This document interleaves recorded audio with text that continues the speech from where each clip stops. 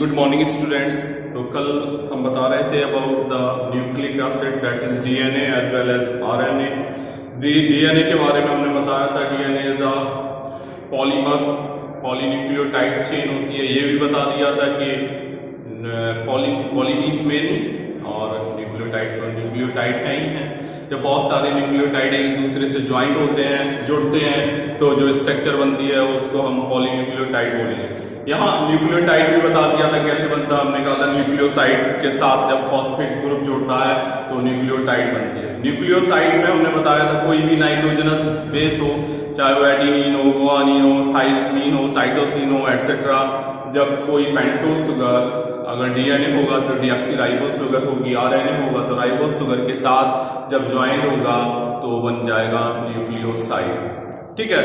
Nitrogenous base हमने बताए थे दो टाइप के होंगे, एडिनिन, गुआनिन जो कि प्यूरिन में आएगी, साइटोसिन, थाइमिन, यूरेसिल जो कि पिरिमिडीन में आएंगे।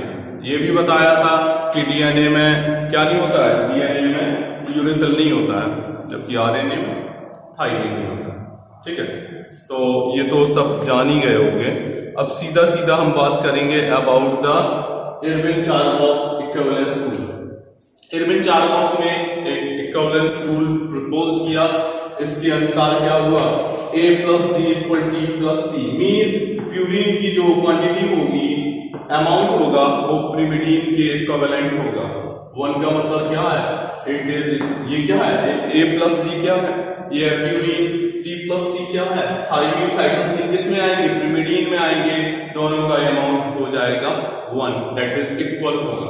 यहाँ दूसरी तरफ अगर देखें तो A यहाँ क्या है, प्यूरिन है, एडिनिन क्या है, प्यूरिन, T क्या है, थाइमिन क्या है, पिरिमिडीन है। तो A = T, on the other hand G = C। इनका अमाउंट जो होता है वो इक्विवेलेंस रहता है। तो ये हो गया इरविन-चारकॉफ इक्विवेलेंस रूल। अब हम बात करेंगे फीचर्स के double helical model of DNA के।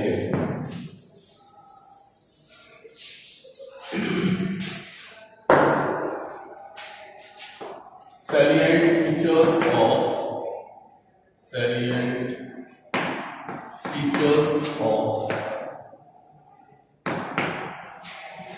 double helical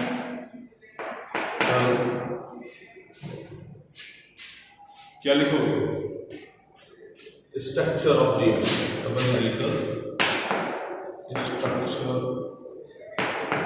of DNA. Double helical का मतलब सीधा सीधा ये है, अगर ऐसी स्ट्रक्चर है तो इसको हम क्या कहेंगे, डबल हेलिकल है। एक हेलिक्स ये है, उसके एंटी पैरेलल क्या होगा, दूसरा हेलिक्स होगा, तो 2 हेलिक्स ये माना गया। तो नोट करो, इसमें पहला पॉइंट लिखो, DNA is made up of 2 polynucleotide chains. क्या हो जाएगा, DNA is made up of 2 polynucleotide chains arranged in double helix. DNA is made up of 2 polynucleotide chains arranged in double helix where sugar and phosphate form the backbone. Sugar and phosphate form the backbones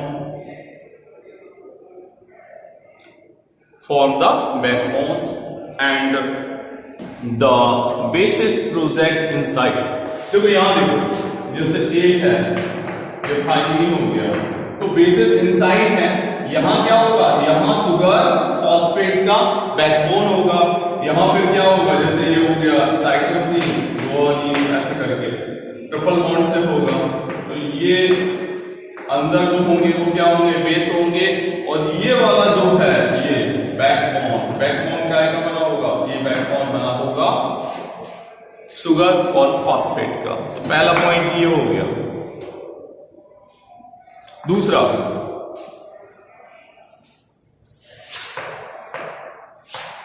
the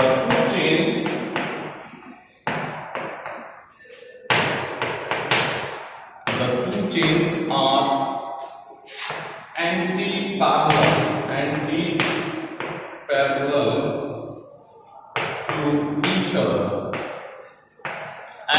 parallel to each other. Anti parallel का मतलब है कि जैसे ये है हमारे हाथ हैं, ये पैरेलल है, और एंटी पैरेलल का मतलब अपोजिट।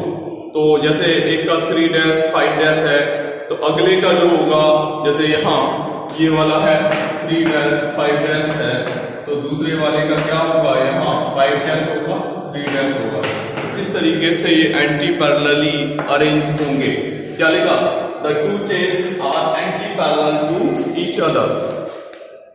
नेक्स्ट लिखो third, the nitrogenous bases are joint each other, the nitrogenous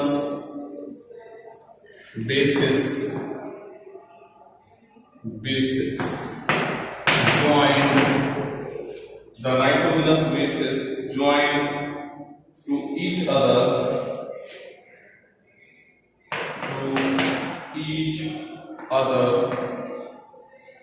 by, किसके द्वारा ये जुड़े होंगे, हाइड्रोजन बॉन्ड्स के द्वारा, by hydrogen bonds, by hydrogen bonds. ठीक है,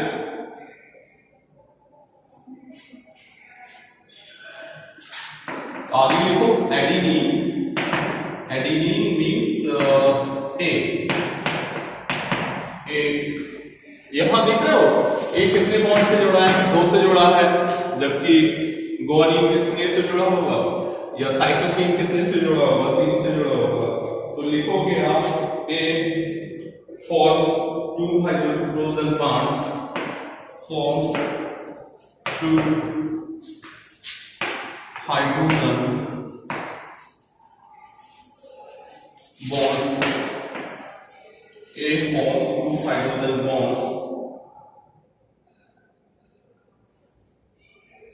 with thymine,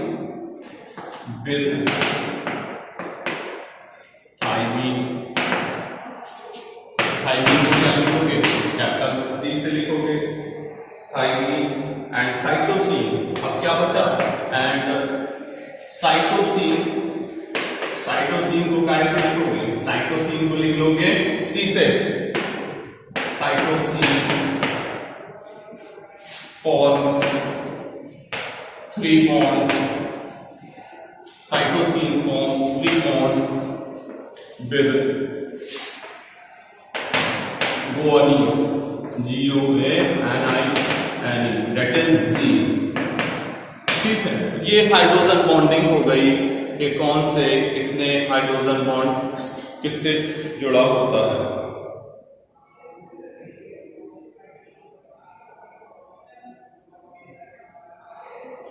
और दूसरी बात,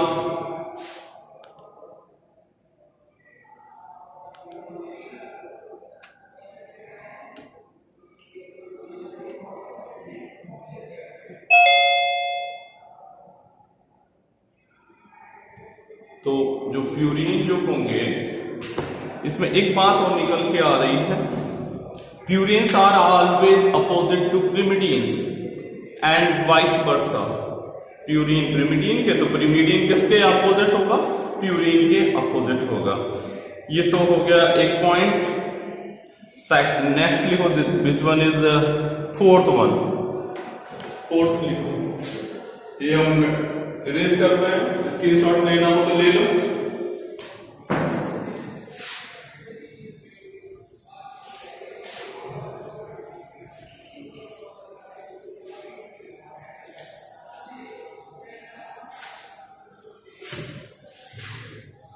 देखो फोर्थ पॉइंट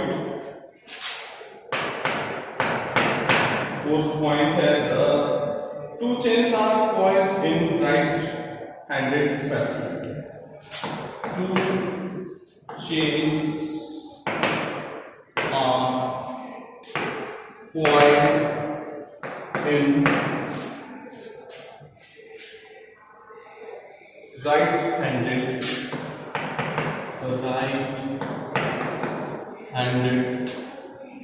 fashion। तो जो 2 चेन होती हैं,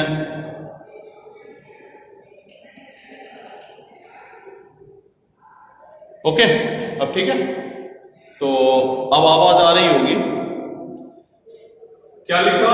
to chains are coiled in right handed fashion, ठीक है। और क्या लिखेंगे? द पिच,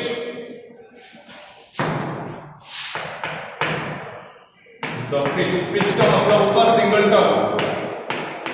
पिच ब्रैकेट में लिखोगे single turn. The pitch bracket में क्या लिखा?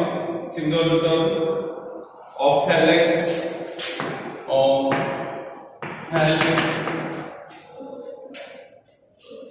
is 3.4 nm।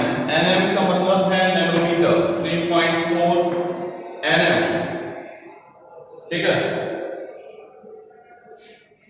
अब हो जाएगा फिफ्थ में लिखेंगे the plane of one base pair,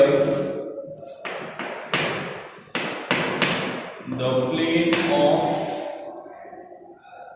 one base pair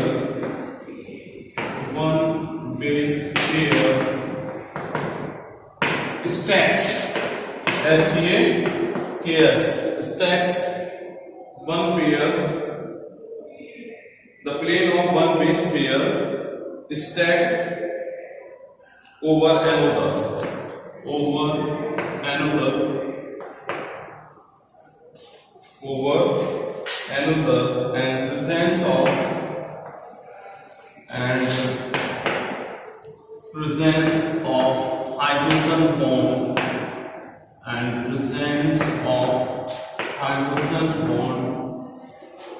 and presence of hydrogen bond provides stability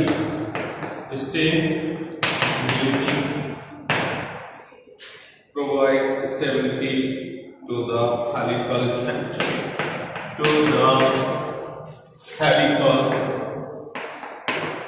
structure,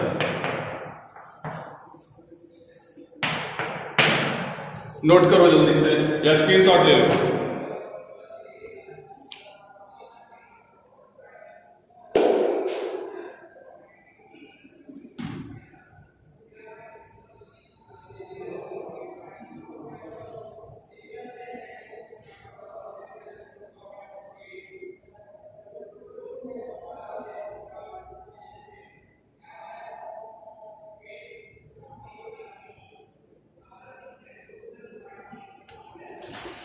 आगे देखो,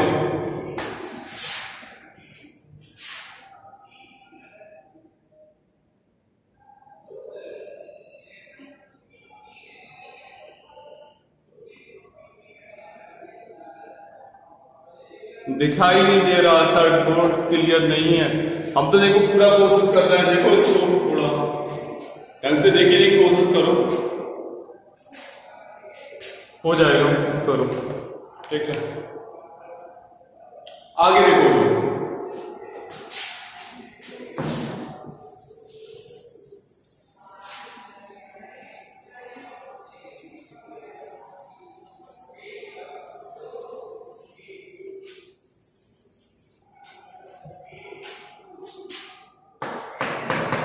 एक यही फ्रांसिस क्रिक, जैसे वॉटसन क्रिक दोनों का और विल्किंस कई लोगों का योगदान है टू डिस्क्राइब द और propose the double helical structure of DNA.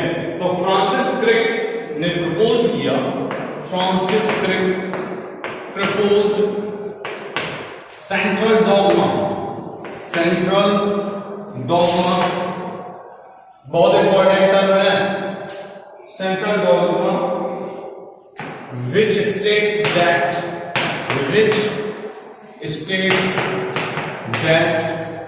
ये सेंट्रल डॉगमा जो होता है वो क्या स्टेट करता है? वो स्टेट करता है कि genetic informations that the genetic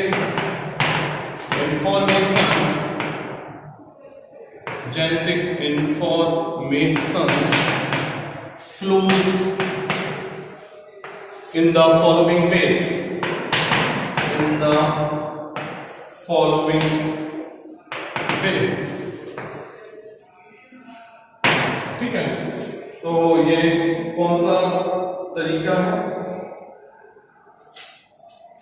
DNA से आरएनए बन जाएगा और आरएनए से बनेगा प्रोटीन। अब पूरा समझो कि डीएनए से आरएनए बनने की प्रोसेस क्या है। तो सबसे पहले आप जानते होंगे रेप्लिकेशन होगा। रेप्लिकेशन का मतलब डीएनए है, डीएनए से फिर से डीएनए बनना, वो प्रोसेस क्या कहलाएगा? ये हो गया रेप्लिकेशन। नहीं दिख रहा होगा, चलो वहां पर रेप्लिकेशन। रेप्लिकेशन का मतलब हमने जैसा कि बताया ये डीएनए है और डीएनए से फिर से डीएनए बन रहा है, ठीक है, रेप्लिकेशन है। और रेप्लिकेशन के बाद होगा ट्रांसक्रिप्शन। ट्रांसक्रिप्शन का मतलब होता है डीएनए से आरएनए के बनने की प्रोसेस को हम ट्रांसक्रिप्शन कहते हैं। फिर हुआ ट्रांसक्रिप्शन, ठीक है, ट्रांसक्रिप्शन होगा। ट्रांसक्रिप्शन जब भी होगा तो क्या बन जाएगा? बन जाएगा डीएनए से आरएनए बन जाएगा, बन गया आरएनए। और आरएनए कौन सा होगा? मैसेंजर आरएनए, एमआरएनए बन गया, ठीक है। अब ट्रांसलेशन होगा, ट्रांसलेशन, और ट्रांसलेशन से क्या बन जाएगा? प्रोटीन बन जाएगा। ये होल प्रोसेस को बोलेंगे हम this whole process known as central dogma. इसको क्या कहेंगे हम? Central dogma. This is the, ये फिगर टाइप, ये फिगर शो करता है सेंट्रल डॉगमा को। तो सेंट्रल डॉगमा में क्या है कि सबसे पहले आपको पता है डीएनए है, डीएनए की क्वांटिटी बढ़नी है तो क्या होगा? डीएनए से डीएनए बनेगा। कई तरीके होते हैं, सेमी कंजर्वेटिव होता है, कंजर्वेटिव होता है, डिस्पर्टिव टाइप से हो सकता है रेप्लिकेशन। तो डीएनए से डीएनए, और फिर क्या होगा? डीएनए से बनेगा mRNA, that is messenger RNA. Transcription होगा, ट्रांसक्रिप्शन से मैसेंजर आरएनए बन जाएगा और मैसेंजर आरएनए से ट्रांसलेशन होगा और ट्रांसलेशन के through protein will be form. This whole जो है वो क्या है? इसको बोलेंगे हम सेंट्रल डॉगमा। इसको क्या बोलेंगे हम? इसको बोलेंगे सेंट्रल डॉगमा। इसको जल्दी से नोट कर लो या स्क्रीनशॉट ले लो।